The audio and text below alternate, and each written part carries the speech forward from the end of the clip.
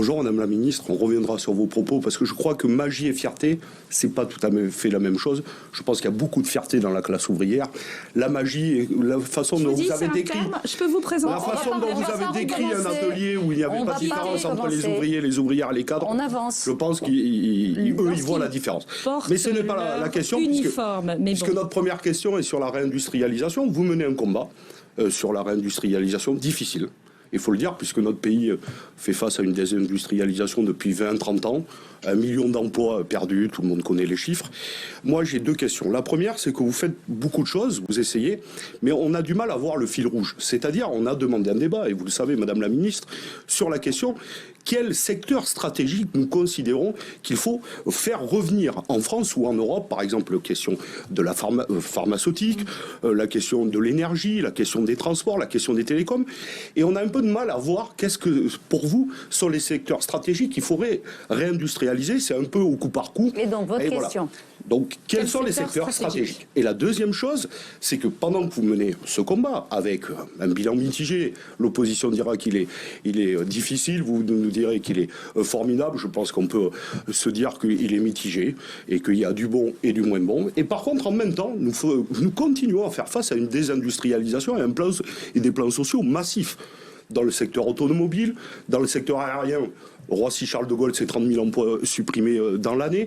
Dans le secteur textile, par exemple, H&M va fermer son dernier dépôt au Bourget dans ma circonscription. Et on pourrait en dire la papeterie, les fonderies, notamment celle de Poitou. Et pour cela, vous donnez beaucoup d'argent, beaucoup, 200 milliards d'euros hors Covid, et avec les plans de relance, beaucoup d'argent, sauf que vous ne souhaitez pas conditionner ces aides au maintien de l'emploi.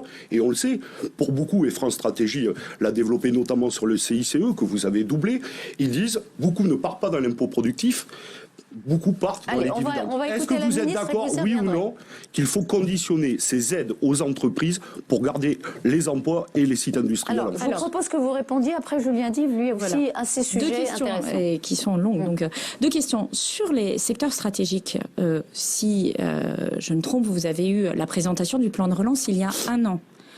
Je crois que les secteurs stratégiques ont été très clairement nommés. Ils sont pour les relocalisations. C'est le dispositif relocalisation qui nous permet aujourd'hui d'avoir d'ores et déjà financé la réimplantation de 550 lignes de production, et notamment sur 6 secteurs: la santé, l'agroalimentaire. On l'a pas vu, sur le vaccin, la santé. Nous fabriquons des vaccins en France. Ouais, mais en même temps, depuis 10 ans, on détruit des milliers d'emplois en recherche et développement. On peut en reparler, mais... Les salariés de Sanofi, par exemple, ils n'ont pas beaucoup de fierté. Pour répondre, il va falloir me laisser un tout petit espace de parole, si vous en êtes d'accord. Je vous laisse parler, Madame la Ministre, mais sur Sanofi, vous êtes d'accord? En l'occurrence, le nombre d'emplois de Sanofi est stable depuis une dizaine d'années. Sauf en recherche et développement. Donc, si on revient, santé, agroalimentaire, électronique, intrants critiques, 5G télécommunications et nucléaire. Donc ces secteurs, ils ont été nommés.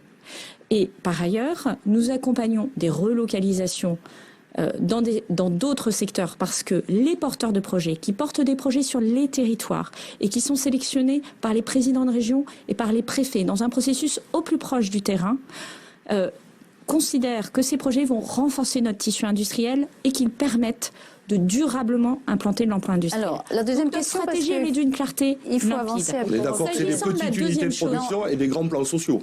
Alors non, parce que la réalité des chiffres de l'emploi industriel est que non seulement nous avons créé de l'emploi industriel net, et en 2017, et en 2018, et en 2019, mais en plus, nous sommes aujourd'hui à un niveau de postes ouverts, c'est-à-dire d'emplois créés, qui est inédit depuis au moins 20 ans. On va passer à la deuxième question sur les contreparties. 80 000 emplois ouverts. Donc autant dire que ça efface assez largement ces dernières années. Vous irez dire ça aux ouvriers et aux ouvrières qui ont perdu leur emploi. Si vous relancez, vous n'aurez pas la réponse à votre deuxième question. Je vous donne le chiffre global. Agnès Pannier-Runacher. Non, mais vous dites effacer. 2000 à 2020, on a détruit 2000 à 2016, on a détruit 1 million d'emplois industriels. Depuis 2017, on recrée de l'emploi industriel. Alors je suis navrée, mais on arrête maintenant.